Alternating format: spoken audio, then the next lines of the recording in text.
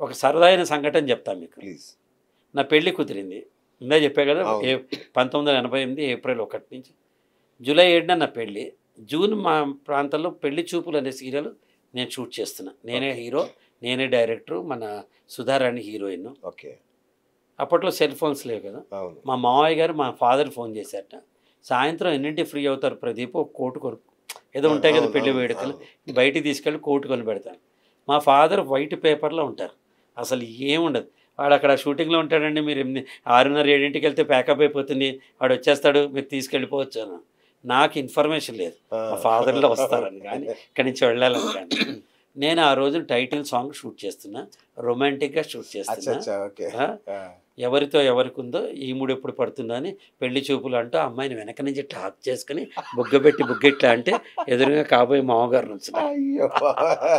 గుండె ఒక్క సెకండ్ లయ తప్పింది. అంతే. కానీ ఒక్క సెకండ్లో నేను యాక్టర్ కదా, ప్రదీప్ కాదు కదా కావాలించుకుంది, అక్కడ ఉన్న ప్రకాష్ కదా, అంతే నార్మల్. మా మామగారు కూడా తెలుసు, నువ్వు షూటింగ్ ఇలా ఉంటుంది అక్కడ, అంతే చుట్టూ 100 మంది ఉంటారు. తెలుసు. ఆయన తెలుసు, ఆయన నన్ను జీవితాంతం ఇప్పటికి కూడా ఎంకరేజ్ చేస్తారు. అచ్చా. వండర్ఫుల్. చేస్తారు.